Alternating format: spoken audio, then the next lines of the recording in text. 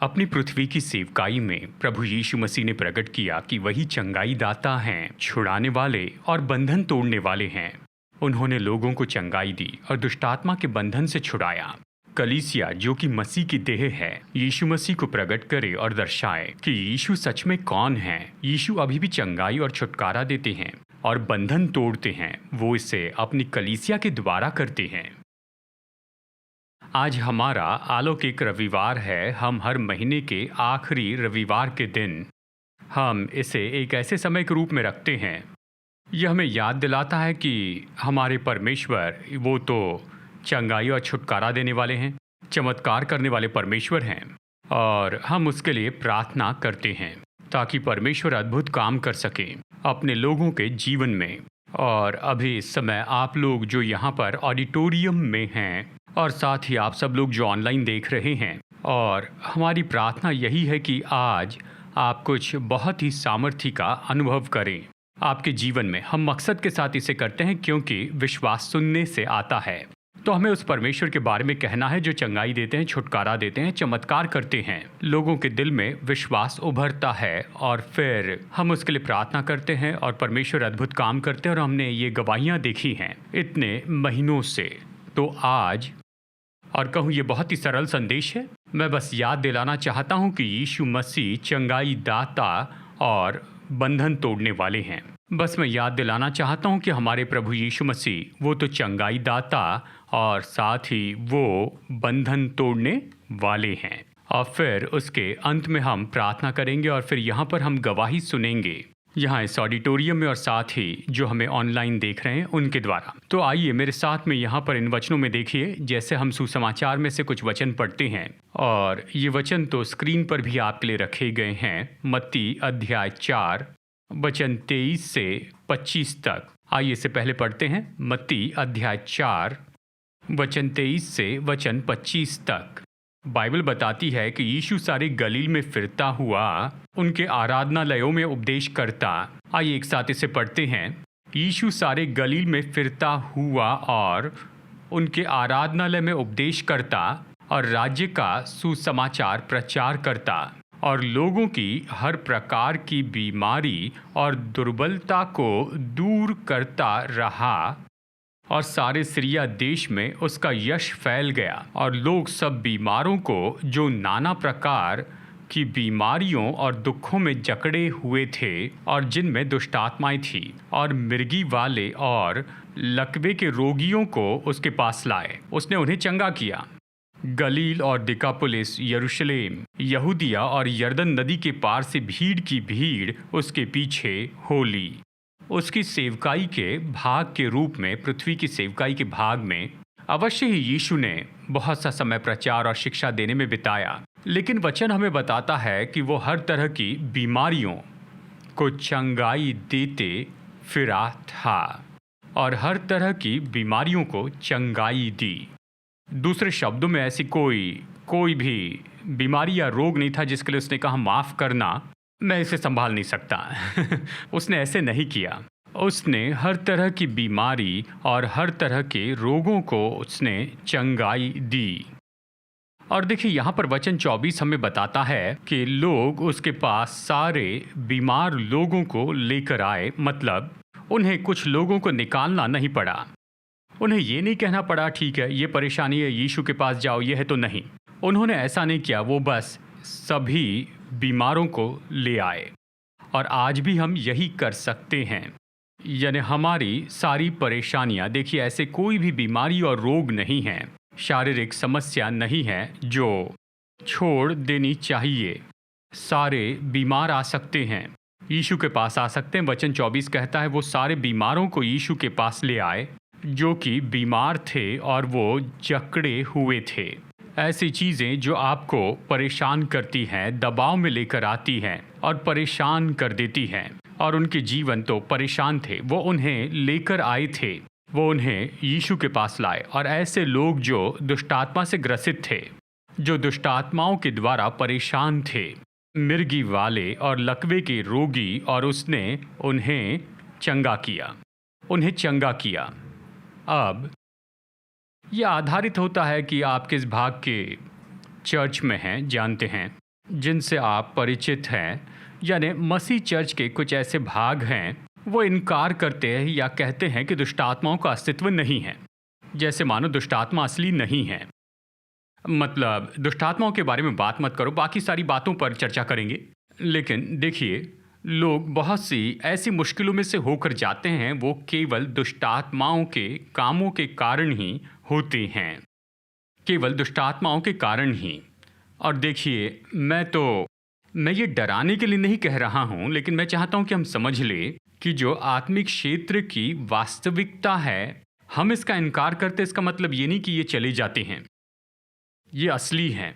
देखिए, अदृश्य संसार है, अवश्य ही परमेश्वर हैं, और निश्चय ही अदृश्य संसार है बुरी आत्माओं का, दुष्ट आत्माओं का।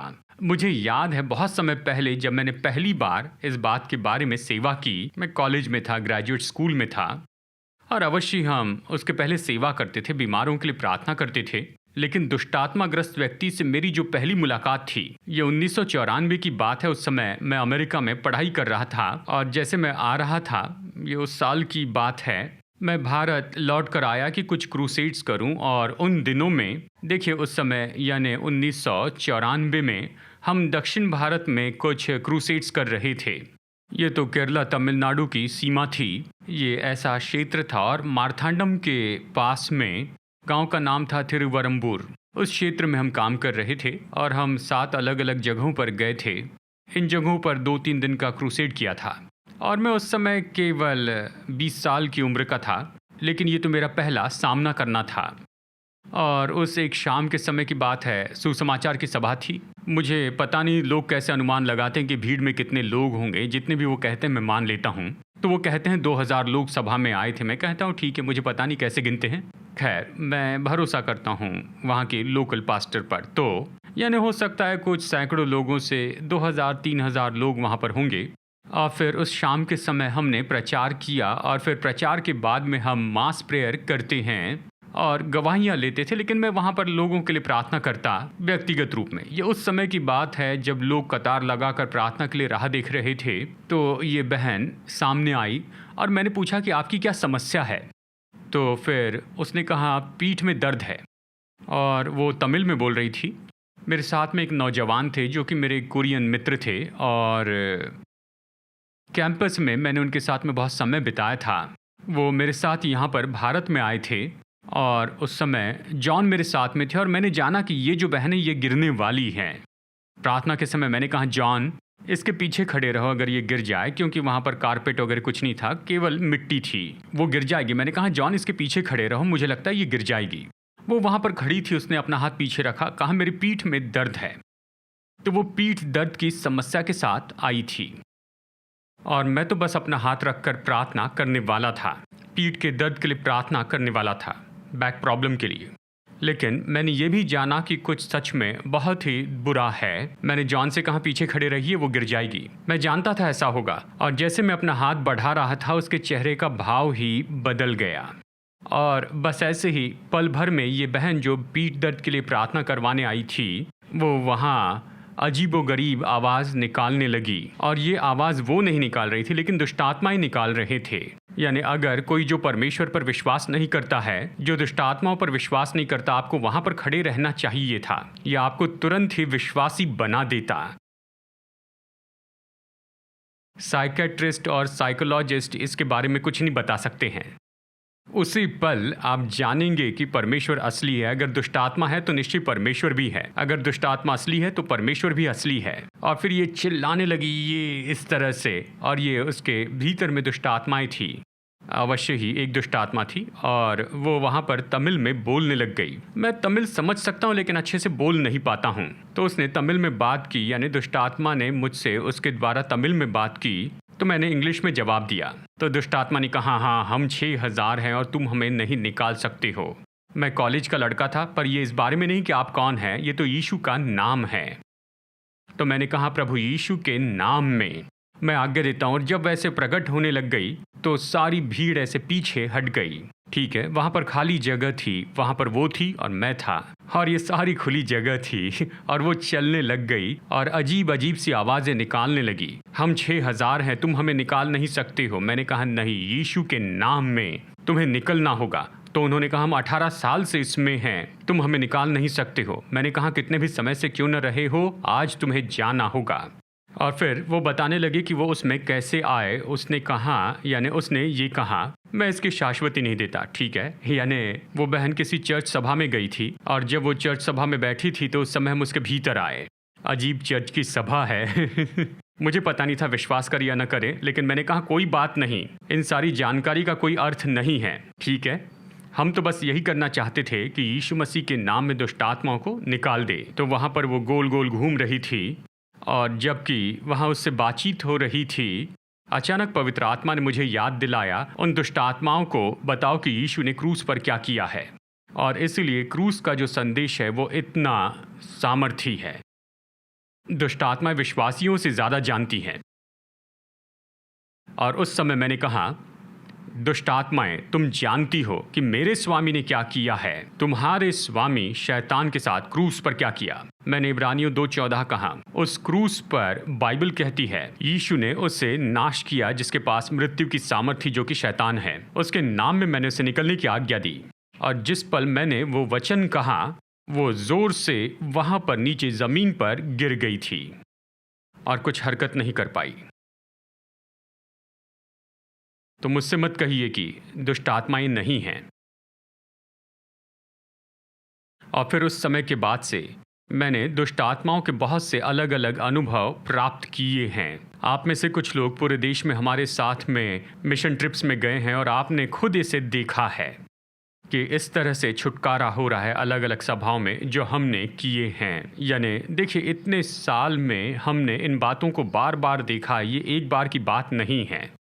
यानी लोगों का जीवन तो दुष्ट आत्माओं के द्वारा परेशान हो जाता है।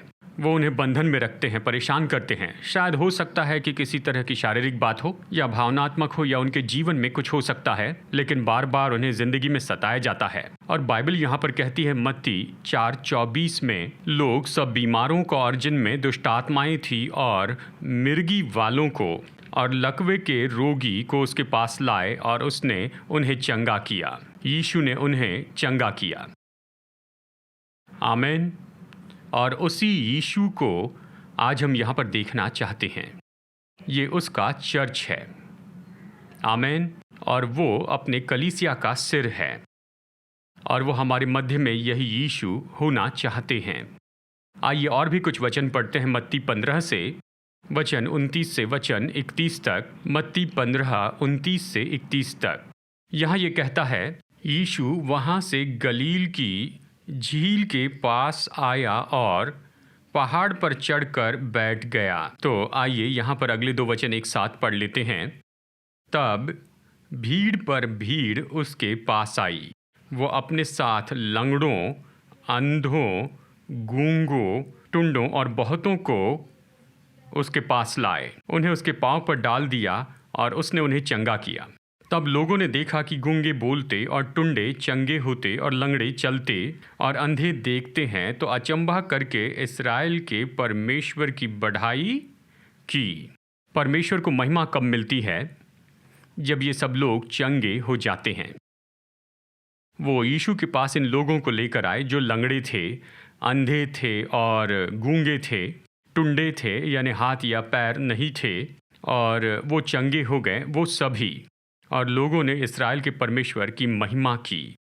चलिए एक और घटना पढ़ते हैं यीशु की सेवकाई से, और यह है लूका अध्याय 13 वचन 10 से 17 तक हम देखेंगे। बस मैं ये दिखाना चाहता हूँ कि कैसे दुष्ट आत्माएं हम में शारीरिक बीमारियां लाती हैं, शारीरिक परेशानी। यहाँ पर उदाहरण है लूका अध्याय 13 वचन 10 से 17 में। सब्त के दिन वो एक आराधनालय में उपदेश कर रहा था और वहाँ एक स्त्री थी जिसे 18 वर्ष से एक दुर्बल करने वाली दुष्टात्मा लगी थी और वो कुबड़ी हो गई थी और किसी रीति से सीधी न हो सकती थी। देखिए वचन 11। अब देखिए किस कारण ये जो स्त्री की ऐसी शारीरिक दशा थी। एक दुष्टात्मा से, यानी ये तो दुर्बलता की आत्मा थी, बीमारी की आत्मा थी, ये जो शारीरिक बीमारी लाती है। अब हम डॉक्टर्स के विरुद्ध में नहीं हैं। डॉक्टर्स यानी यानी डॉक्टर उपचार करते हैं और हम प्रार्थना करते हैं। हम दोनों बस एक ही परिणाम पाने के लिए काम करते हैं, और वो है लोगों को अच्छा होते देखना। अभी ऐसा कुछ है जो मेडिकल साइंस नहीं कर सकता है, क्योंकि दुष्ट आत्मा कभी किसी एक्सरे या फिर सीटी स्कैन में नहीं दिखती हैं। और डॉक्टर इस तरह से डायग्नोस करते हैं और फिर कहते हैं कि आपको कुछ नहीं हुआ है, और आप कहते हैं मुझ में कुछ न कुछ गलत है, कुछ समस्या है, मुझे बेचैनी हो रही है, मैं ठीक नहीं हूँ। लेकिन वो सारे टेस्ट करते हैं और सब देख कर कहते हैं कि आपको कुछ नहीं हुआ है, क्योंकि फिजियोलॉजी के रूप में सब कुछ ठीक है, क्योंकि दुष्ट आत्मा नहीं दिखेगी किसी भी टेस्ट में। देखिए, मैं ये नहीं कह रहा हूं कि हर एक पहचानी न जाने वाली परेशानी दुष्ट आत्माओं के कारण है, लेकिन मैं बस यही कह रहा हूं कि ऐसी परिस्थितियां हैं, ये उनके द्वारा होती है जिसे बाइबल कहती है कि निर्बल करने वाली आत्मा या फिर बीमारी की आत्मा। और वहीं पर तो हम आते हैं प्रार्थना के द्वारा, विश्वास से, यीशु के नाम के अधिकार के साथ, कि इन सारी चीज़ों से निपट लें। समझ रहे हैं? हम डॉक्टर के विरुद्ध में नहीं हैं। तो जब आप डॉक्टर के पास जाते हैं तो जाकर आप उन्हें ये मत बताइए कि आपने चर्च में क्या सीखा है। जब डॉक्टर के पास जाते हैं तो डॉक्टर की सुनिए। आपने विश्वास के बारे में सीखा तो डॉक्टर से ये नहीं कहना मेरे पास्टर ने कहा उसके कोड़े खाने से हम चंगे हो चुके हैं। डॉक्टर कहेंगे आप यहाँ पर क्यों आए? देखिए, जब आप डॉक्टर के पास जाते हैं तो मेडिकल प्रोफेशन का आदर कीजिए, उनका आदर कीजिए, उनकी बात सुनिए। आपका विश्वास आपके और परमेश्वर के बीच है, विश्वास में काम कीजिए। लेकिन जब डॉक्टर के पास जाते हैं उनकी सुनिए, क्योंकि उसी लिए गए हैं। और देखिए, कई बार मैं ये इसलिए बता रहा हूँ क्योंकि एमी डॉक्टर हैं और मैं सारी कहानी सुनता हूँ कि विश्वासी हॉस्पिटल में कैसे व्यवहार करते हैं। कई बार मुझे बहुत शर्म आती है। यानी देखिए, विश्वास के लिए एक जगह है, लेकिन जब आप डॉक्टर के पास जाते हैं तो अपना मुंह बंद रखिए, अपने कान खोलिए, आप डॉक्टर की सुनिए और डॉक्टर आपको बताएं, आप अपना मुंह बंद रखिए। वो ऐसी जगह नहीं कि डॉक्टर आपसे कहें कि देखिए आपको ये परेशानी है, लेकिन आप कहें उसके कोड़े खाने से मैं चंगा हुआ। आपका डायग्नोस गलत है, तो फिर आप वहाँ पर गए ही क्यों थे? तो समझ लीजिए, क्योंकि डॉक्टर और नर्स हम सब एक ही बात के लिए काम कर रहे हैं। हम चाहते हैं कि आप अच्छे हो जाए, आपको अच्छा देखें, इसलिए डॉक्टर की बात सुनिए, जो वो कहते हैं वो कीजिए, नहीं तो वहाँ पर मत जाइए।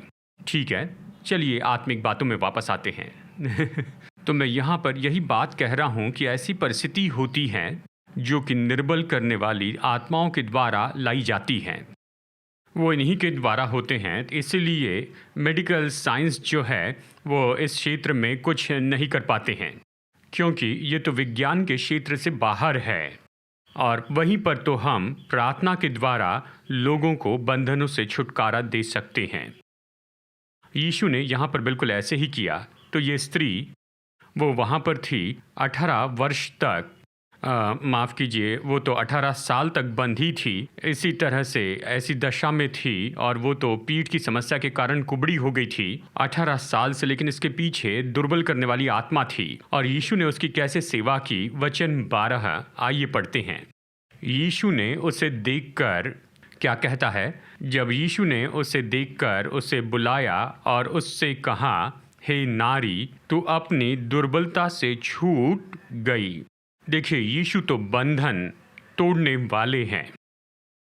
उसने स्त्री से कहा, नारी, तू अपनी दुर्बलता से छूट गई है। ये शारीरिक समस्या जो कि तुम्हारे शरीर में है, जो कि दुष्ट आत्मा के कारण आई है, और ये दुष्ट आत्मा के कारण है, आत्मा ने बीमारी लाई है, मैं तुम्हें उससे स्वतंत्र करता हूँ।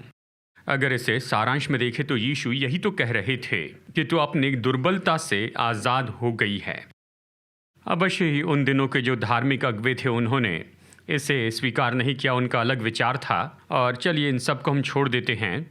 लेकिन आइए वचन 16 में यीशु ने क्या उत्तर दिया। यीशु ने क्या कहा? वचन 16 में उसने कहा, तो क्या उचित न था कि ये स्त्री जो अब्राहम की बेटी है, जिसे शैतान ने 18 वर्ष से बांध रखा था, जरा सोचिए, वो सब्त के दिन इस बंधन से छुड़ाई जाती। धार्मिक अगुवे क्रोधित हुए कि वो उसी दिन ये सब कुछ कर रहे थे। तो हम इस पर जो चर्चा थी उसे बाजू में रखते हैं। लेकिन देखिए यीशु क्या कहते हैं। ये स्त्री, शैतान ने इसे बांधा था, वो तो बंधन में थी, शैतान के बंधन में, शैतान से आई हुई दुष्ट आत्मा के कारण शैतान ने उसे बांधा। और यीशु ने कहा कि क्या इसके पास ये अधिकार नहीं कि ये छुटकारा पाए, ये इस योग्य है और कि ये इससे अभी इस पल आज़ाद हो जाए। हम उसी यीशु की सेवा करते हैं। आमेन। तो यहाँ चर्च के रूप में मैं आपको चुनौती देना चाहता हूँ। बाइबल बहुत ही स्पष्ट बताती है। आप जानते हैं कुलुसियों अध्याय 1 वचन 18 ये कहता है कि वही देह है, अर्थात कलीसिया का सिर है। चर्च यानी आप और मैं, हम तो मसीह की देह हैं। इस विचार से मैं आपको प्रोत्साहित करना चाहता हूं। चर्च के द्वारा कौन सा यीशु प्रकट किया जा रहा है?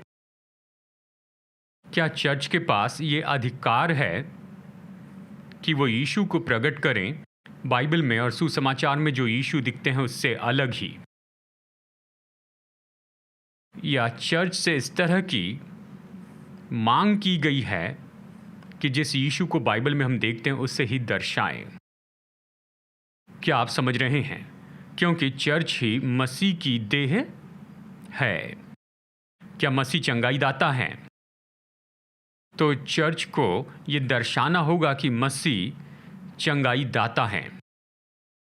क्या मसीह यीशु बंधन तोड़ने वाले हैं? तो फिर वो यीशु जो कि चर्च के द्वारा प्रकट किए जाते हैं, वो यीशु बंधन तोड़ने वाले होने चाहिए। हमारे पास ये अधिकार नहीं है कि हम और किसी यीशु को दर्शाए बाइबल के यीशु को छोड़कर। क्या आप समझ रहे हैं? हमारे पास अधिकार नहीं है। हम उसकी देह हैं। जो देह है वो सिर को दर्शाती है। जो देह है वो यीशु को दर्शाती है, बाइबल के इस यीशु को। हमारे पास कोई अधिकार नहीं कि यीशु को हम घटाकर दिखाएं। हमारे पास अधिकार नहीं कि यीशु को बहुत ही आधुनिक रूप में दिखाएं। हमारे पास अधिकार नहीं कि यीशु कौन है इसके बारे में फिलॉसफी बताएं। हमारे पास केवल एक ही काम है कि उस यीशु को दर्शाएं जिसकी हम देह हैं। आमीन।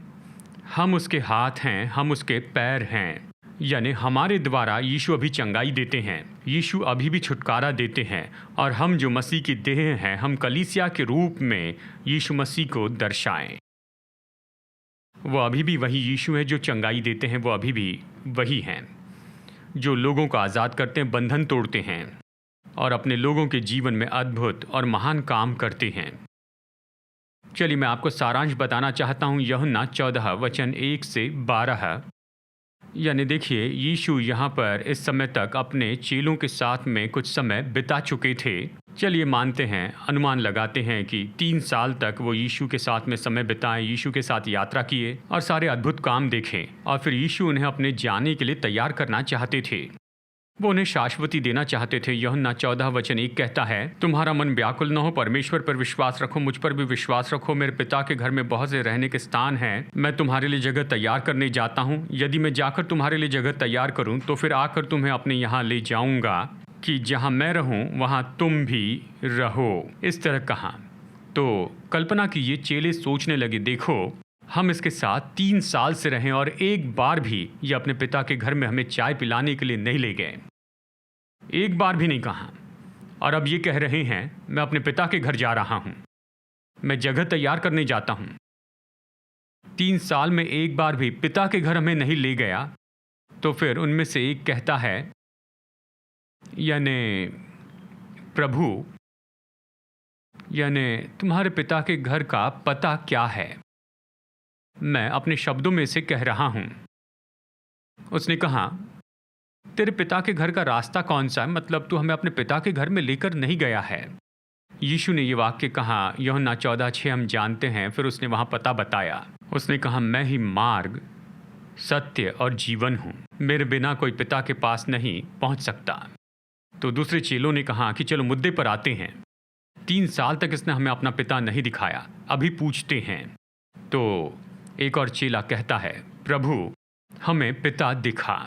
पिता के घर के बारे में आप कह रहे हैं, जानते हैं पिता कौन है, हमें पिता दिखा। जानते हैं यीशु ने उनसे क्या कहा? कहा, फिलिपुस, मैं इतने दिन से तुम्हारे साथ हूं और तूने मेरे पिता को नहीं देखा? मतलब सच में यही कहा। पतरस, क्या कभी इसके पिता को देखा? नहीं। यूहन्ना से पूछो, यूहन्ना, क्या कभी इसके पिता को देखा है? नहीं। याकूब को पूछो, याकूब, इसके पिता को देखा है? नहीं। यीशु ने कहा, मैं तुम्हारे साथ इतने समय से हूं और तुमने मेरे पिता को नहीं देखा? और उन्होंने कहा, नहीं, हमने पिता को नहीं देखा। और यीशु ने कहा, मैं तुमसे सच कहता हूं, जिसने मुझे देखा है उसने पिता को देखा है। विश्वास करो कि मैं पिता में हूं और पिता मुझ में हैं। नहीं तो मेरा विश्वास करो, कामों ही के कारण मेरा विश्वास करो, क्योंकि जो पिता मुझ में है वो ये काम करता है। तो यीशु क्या कह रहे थे? वो कह रहे हैं, तुम विश्वास करो कि मैं पिता में हूं, पिता मुझ में है, पिता मेरे द्वारा पूरी तरह प्रकट हुए। पिता जो मुझ में है वो ये सब कुछ कहते हैं, वही ये सारे काम करते हैं। और फिर वो कहते, विश्वास करो, कामों के कारण विश्वास करो। विश्वास करो कि मैं कौन हूं। मैं तो पिता की ओर से आया हूं। क्यों? ये तो केवल कामों के कारण ही है। कामों का मतलब चंगाई, चमत्कार, छुटकारा। मुझ पर विश्वास करो उन कामों के कारण।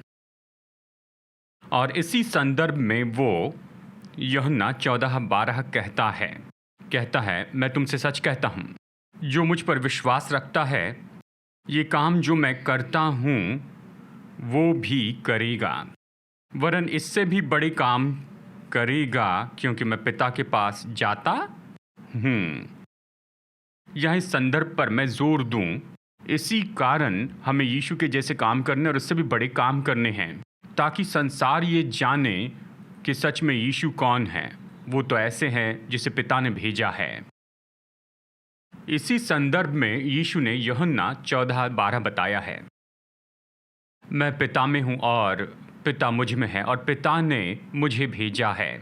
विश्वास करो मैं जो काम कर रहा हूं उसके कारण, और जो मुझ पर विश्वास करेंगे वो भी ऐसे काम करेंगे। क्यों? क्योंकि वो अपनी दुनिया को दिखाएंगे कि यीशु सच में कौन है। क्या आप समझ रहे हैं? जानते हैं मसीहत या मसीही विश्वास कभी बचा नहीं रहता अगर इसमें परमेश्वर के महान चमत्कारी काम नहीं होते। अगर इसमें चंगाई और चमत्कार नहीं होते तो यीशु मसीह के मरने के बस 1 या 2 महीने बाद ही मसीह विश्वास खत्म हो जाता। लेकिन ये सच्चाई कि वो फिर से जी उठे और स्वर्ग में उठाए गए और उसी नगर यरूशलेम में बाइबल कहती बड़ी सामर्थ से प्रेरितों ने यीशु के पुनरुत्थान की गवाही दी थी। जब वो लंगड़ा व्यक्ति चंगा हुआ तब धार्मिक अगुवों ने मसीह विश्वास को दबाने की कोशिश की और कहा, इतना ध्यान देने वाला चमत्कार हुआ है, हम इसे रोक नहीं सकते हैं। और ये विश्वास फैलता चला गया। ये इसलिए हुआ क्योंकि एक मनुष्य पौलुस जो कि फरीसी था, उसकी मुलाकात जी उठे प्रभु यीशु मसीह से हुई, तो मसीहत पूरे एशिया और पूरे यूरोप में फैल गई। अगर उस व्यक्ति का जीवन नहीं बदला होता जी उठे अद्भुत यीशु मसीह के अनुभव से, तो मसीहत तो ऐसे ही खत्म हो जाती। आज हम यहाँ इसीलिए हैं, ये इसीलिए है क्योंकि हमारा विश्वास, हमारा ये जो विश्वास है ये तो अलौकिक विश्वास है और हमें निरंतर इसमें बने रहना है। क्या आप समझ रहे हैं? आमीन। हमें निरंतर ऐसे यीशु को बताते चले जाना है जो चंगाई देते हैं, छुटकारा देते हैं। और देखिए आज के इस दिन हम बस यही तो करने वाले हैं। और हम यहाँ प्रार्थना करेंगे। पास्टर मेरे साथ में आप जुड़ जाइए और आज हम ऐसा ही करेंगे। यीशु अभी भी चंगाई दाता हैं। अगर यीशु यहाँ पर होते, लोगों ने जो मत्ती 4:23 और 24 में किया था, वो उन्हीं बातों का स्वागत करेंगे। उन्होंने उन सभी लोगों का स्वागत किया जो सारे बीमार उनके पास लाए गए थे, यानी हर तरह की बीमारी और हर तरह के रोगी लाए गए थे, वो उनका स्वागत करते। आओ, यानी हर तरह से सताए गए लोगों को उसके पास में लाते थे। वो दुष्टात्माओं से ग्रसित लोगों को लाते थे। तो यहाँ पर इस अच्छे कारपेट लगाए हुए ऑडिटोरियम में दुष्टात्मा से ग्रसित व्यक्ति आ जाए तो चकित न होना, कहिए हाँ, यही तो चर्च है। आमेन। लोगों को यहीं पर आना चाहिए और वहीं पर हर तरह की बीमारी और रोगों से परेशान लोग वहाँ पर आते थे, क्योंकि यीशु चंगाई दाता हैं और बंधन तोड़ने वाले हैं। आमेन। और उसने हमसे कहा कि मेरे नाम में तुम ये सारे काम करो, तुम बीमारों के लिए प्रार्थना करो, तुम दुष्टात्माओं को निकालो, तुम बीमारों पर हाथ रखो, वो चंगे हो जाएंगे। मेरे नाम में तुम जाओ और ये सारे काम करो, ये सारे अद्भुत काम करो, मेरे नाम से इसे करो। आमेन। तो आज हम ऐसे चर्च के रूप में खड़े रहेंगे जो सच्चे यीशु को प्रकट करने वाले हैं। वो तो बाइबल के यीशु हैं, वो बदले नहीं हैं। वो अभी भी चंगाई दाता हैं, वो बंधन तोड़ने वाले हैं। वो अभी भी लोगों पर करुणा करते हैं, वो अभी भी परवाह करते हैं, करुणा करते हैं उन सारे बीमारों को देखकर जो सताए गए हैं, तकलीफ में हैं। वो अभी भी उन्हें छूकर चंगाई देते हैं। तो फिर चर्च के रूप में जो लोग दुख में और बीमारी में हैं, उनके लिए हम अभी विश्वास करेंगे।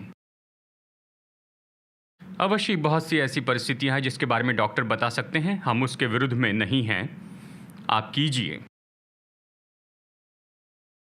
पर हम प्रार्थना करेंगे, यीशु से चंगाई मांगेंगे ताकि हमारी परिस्थिति बदल जाए। शायद मेडिकल साइंस कुछ भी न कर पाए, पर ये यीशु मसीह की पहुंच से बाहर नहीं है। तो हम प्रार्थना करते हैं। आमेन। चर्च के रूप में हमें ये निश्चित कर लेना है कि असली यीशु से मुलाकात हो। वो यीशु जो चंगाई देते हैं, जो छुटकारा देते हैं, वो यीशु जो अद्भुत काम करते हैं, ऐसे यीशु जो लोगों के जीवन में आते हैं और उन्हें नया बनाते हैं। तो अभी कुछ पल में हम प्रार्थना करेंगे और परमेश्वर अद्भुत काम करेंगे यहाँ पर इस ऑडिटोरियम के भीतर और उस हर एक व्यक्ति के लिए जो हर जगह से ऑनलाइन हमें देख रहे हैं। प्रभु यीशु आपको स्पर्श करेंगे। अब यदि आप कोई चमत्कार पाते हैं यहाँ इस ऑडिटोरियम में जिसके बारे में आप गवाही दे सकें, आप जानते हैं कि आपके साथ ये हुआ है, ऐसी बात जिसे आप निश्चित रूप में जानते हैं कि यीशु मसीह ने अभी मेरे लिए ये किया है इस ऑडिटोरियम के भीतर, तो मैं चाहता हूँ कि आप अपनी जगह छोड़कर यहाँ सामने आएँ, मंच पर आइए, हम आपकी गवाही लेंगे। हम नहीं कह रहे हैं कि आप पूरा संदेश दीजिए, बस 1 मिनट में बताइए कि आपको क्या हुआ। हम लोगों को बताएंगे कि यीशु ने क्या किया है, इसलिए न हिचकिचाएं, न शर्माएं। अगर आप जानते हैं कि ये अभी आपके साथ में हुआ है और आप खुद उसकी गवाही दे सकते हैं, यदि आपके साथ कोई आया है वो उसकी गवाही दे सकते हैं, तो आप दोनों आइए और आप हमें और लोगों को बताइए कि यीशु ने क्या किया। अब देखिए, कुछ ऐसी चंगाई हैं जिन्हें मेडिकली जांचना होगा और हम आपको प्रोत्साहित करते हैं कि आप ऐसा कीजिए और अपनी गवाही आप दीजिए मेडिकली टेस्ट होने के बाद, क्योंकि हम निश्चित होना चाहते हैं। हम झूठी बात नहीं कहना चाहते, लेकिन असली बताएंगे। और यीशु ने किए हुए हर एक चमत्कार को परखा जा सकता था। यानी अगर कहिए आपने यहाँ पर प्रार्थना की और आपको कोई भीतरी परेशानी थी जिसे डॉक्टर के द्वारा जांचना ज़रूरी है, तो पहले डॉक्टर के पास जाइए और आप जांच करवाइए, वापस आइए या ईमेल भेजिए और फिर बताइए कि क्या हुआ है। ठीक है ना? क्योंकि हम तो डॉक्टर से जांच करवाने के विरुद्ध में नहीं हैं और निश्चय ही डॉक्टर भी जाने कि सच में क्या हुआ है। ठीक है, लेकिन अगर कुछ बाहरी रूप से हुआ है तो आप जांच कर देख सकते हैं कि हाँ, निश्चय ये हुआ है। तो फिर आप आगे आइए और कहिए कि यहाँ पर अभी इस समय मेरे साथ ऐसा हुआ है। अगर आप ऑनलाइन हैं, अगर आपके साथ कुछ होता है तो टाइप करके बताइए। आप उसके बारे में हमें ज़रूर बताइए। अगर आपको जाकर डॉक्टर से टेस्ट करवाना है तो जाकर टेस्ट कीजिए। पहले टेस्ट करवाइए और फिर उसके बाद अपनी गवाही हमें बताइए। ठीक है, हम सही काम करना चाहते हैं, सब बिल्कुल क्रम के अनुसार। और फिर अवश्य ही जीवन की परिस्थितियाँ होती है जिसके लिए हमें प्रार्थना करना ज़रूरी होता है, और उन परिस्थितियों के लिए प्रभु पर विश्वास करना है और उसे बदलते हुए देखना है। तब फिर आप अपनी गवाही बताइए, कहिए कि मैं ऐसी परिस्थिति में था, प्रभु ने सब कुछ बदल दिया और ये सब कुछ हुआ है। ये ऐसा होते हुए देखकर आप अपनी गवाही बताइए। ठीक है ना? तो आइए अभी हम अपने पैरों पर खड़े हो जाएं। अब हम यहाँ पर प्रभु की आराधना करेंगे और आप सब पास्टर्स यहाँ पर सामने आ जाइए। हाँ, हम बस प्रभु की आराधना में समय बिताएंगे और आप कहिए, यीशु हम चाहते हैं कि यहाँ पर इस जगह असली यीशु दिखाई दें। और सब लोग अपना विश्वास जोड़िए। शायद आप मंच पर नहीं हैं, लेकिन इससे कोई फ़र्क नहीं पड़ता है, क्योंकि आप जहाँ पर हैं वहाँ से अपना विश्वास खोलिए। लोगों की चंगाई के लिए, लोगों के छुटकारे के लिए, लोगों के लिए प्रार्थना करने के लिए ज़रूरी नहीं कि मंच पर हो। आप जहाँ कहीं भी वहाँ से प्रार्थना कर सकते हैं। आप प्रभु पर विश्वास कीजिए। प्रभु यहाँ पर अगर ऐसे कुछ लोग हैं, प्रभु आपको ज्ञान का वचन देंगे। ज़रूरी नहीं कि माइक पर आकर आप उसे बोले, लेकिन आप जहाँ भी हैं वहाँ पर कहिए, मैं उनके लिए कहता हूँ, या वो जो परेशानी है उसमें चंगाई मैं कहता हूँ। तो यहाँ पर जो कुछ भी हो रहा है, आप जहाँ भी हैं वहाँ से इसके भागी हैं। आप प्रार्थना कीजिए, आप अपना विश्वास खोलिए। ठीक है, यहाँ पर हमारे पास सीमित जगह है, हमारे पास्टर यहाँ पर सेवा कर रहे हैं, लेकिन सब लोग सेवा कर सकते हैं। आप प्रार्थना कीजिए। प्रभु अगर आपको किसी बीमारी के बारे में बताते हैं तो कहिए, मैं इसे तोड़ता हूँ, मैं उनकी चंगाई की घोषणा करता हूँ। हम चाहते हैं कि असली यीशु इस चर्च के द्वारा लोगों को दिखाई दे। धन्यवाद प्रभु यीशु। प्रभु, जैसे कि हमने आपके बारे में यहाँ पर कहा है प्रभु यीशु मसीह, कि आप चंगाई देने वाले हैं, आप बंधन तोड़ने वाले हैं, चमत्कार करने वाले हैं।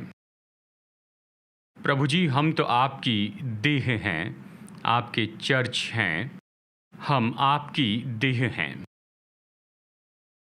तो प्रकट कीजिए कि आप सच में कौन हैं, अपनी देह के द्वारा, अपने चर्च के द्वारा, हम लोगों के द्वारा, और पूरा संसार असली यीशु को देखने पाए।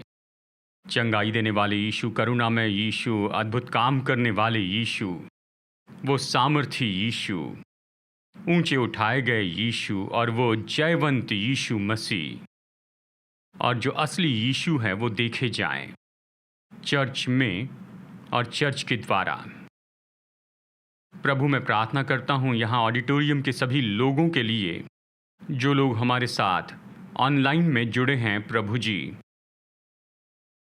आप तो बिल्कुल वही यीशु हैं जो कि करुणा से भरे हुए थे। आपने उन लोगों पर तरस खाया।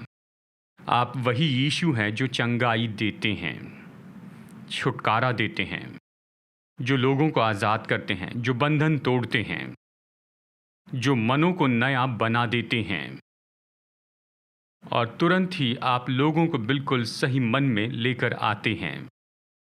आप वही यीशु हैं। प्रभु, इस समय हम प्रार्थना करते हैं, और जो ऑनलाइन देख रहे हैं उनके लिए प्रार्थना करते हैं कि आप चंगाई देने के लिए अपना हाथ बढ़ाइए, कि आप छुटकारा देने के लिए अपना हाथ बढ़ाइए प्रभु, और आप महान चमत्कार कीजिए लोगों की परिस्थिति में और लोगों के जीवन में। प्रभु जी, इसे कीजिए प्रभु, हम प्रार्थना करते हैं, ऐसा कीजिए। जैसे आप प्रार्थना में अभी जुड़ रहे हैं, आप अभी इस समय अपने चमत्कार को प्राप्त कीजिए।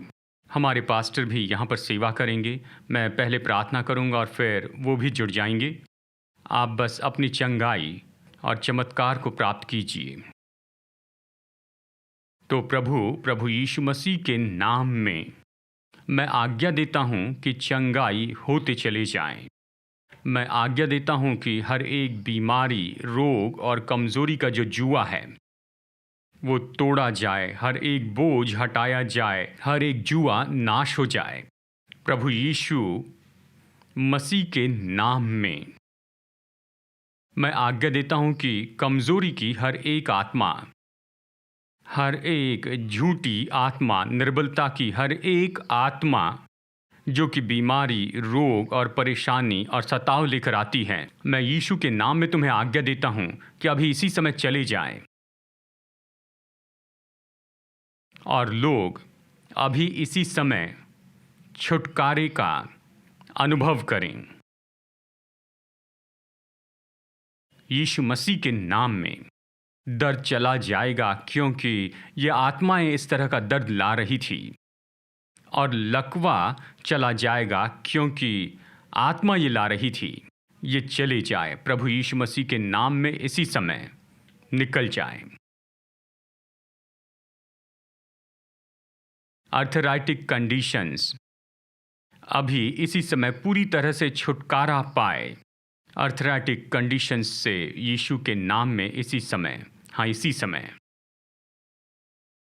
जो दुष्ट आत्मा इन्हें लेकर आती है अभी चली जाए यीशु के नाम में।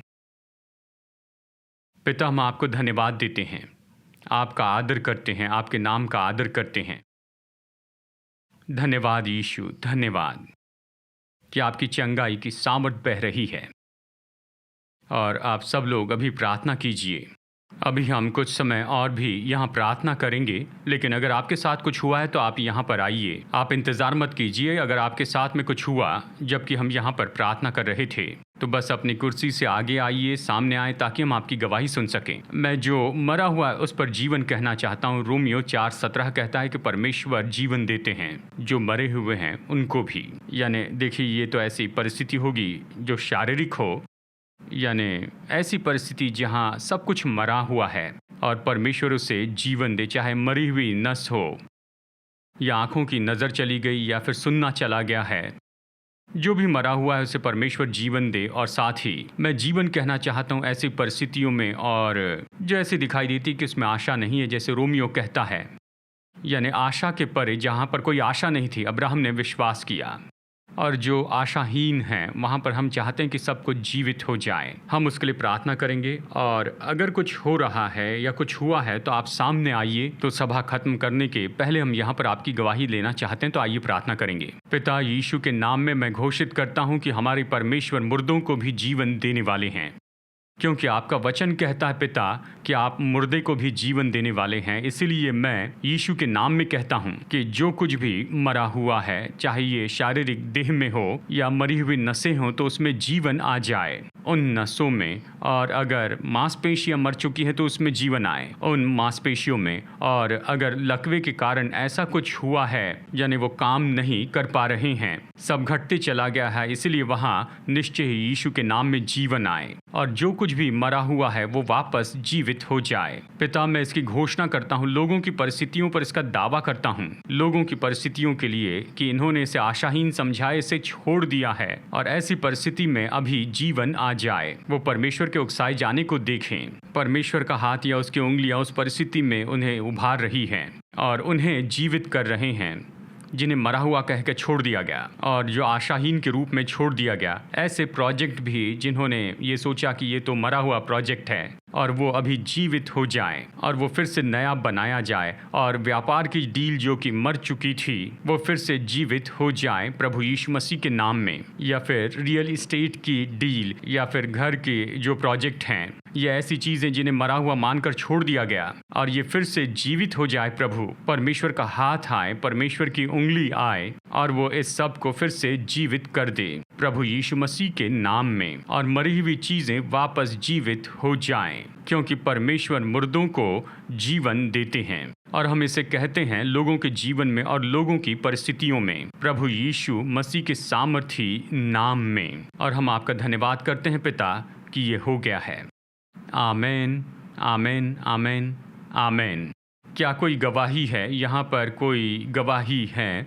अगर आप ऑनलाइन हैं तो आप चैट में टाइप करके हमें बताइए। और यहाँ ऑडिटोरियम में आपके साथ में कुछ हुआ तो निश्चय आप अपने हाथ उठाकर बताइए कि हमारे जीवन में कुछ हुआ है, आप बता सकते हैं। आइए सभा का अंत करते हैं। पिता, हम जो कुछ भी खोला गया उन सब के लिए धन्यवाद देते हैं। प्रभु, धन्यवाद देते हैं उन सारी चीज़ों के लिए जो आपने हमारे दिल में और हमारे जीवन में उंडेला है। ये आपने हमारे जीवन में उंडेला है। प्रभु, जैसे हम इस हफ्ते की यात्रा में आगे बढ़ते हैं, हम आपसे और ज़्यादा मुलाकात करें, आपका और ज़्यादा अनुभव करें और आपके और भी ज़्यादा करीब आते जाएं, कि हम दूसरे लोगों को छू सकें, उनके जीवन को आशीष दें आपके राज्य के लिए। और हमारे प्रभु यीशु मसीह का अनुग्रह, हमारे स्वर्गीय पिता परमेश्वर का प्रेम और उसकी पवित्र आत्मा की मधुर उपस्थिति हम सबके साथ हमेशा होती रहे। यीशु मसीह के नाम में आमेन, आमेन, आमेन। संदेश सुनने के लिए धन्यवाद। हम विश्वास करते हैं कि ये संदेश आपके लिए आशीष रहा। अधिक मुफ्त के स्रोत पाने के लिए, जिनमें संदेश, सरमन नोट्स, पब्लिकेशंस के लिए लॉग कीजिए apcwo.org पर। बेंगलुरु के एपीसी बाइबल कॉलेज की जानकारी पाने के लिए कृपया विजिट करें apcwo.org/बाइबल कॉलेज पर। याद रखिए, All People's Church Bangalore app को डाउनलोड कीजिए ऐप या गूगल प्ले स्टोर से।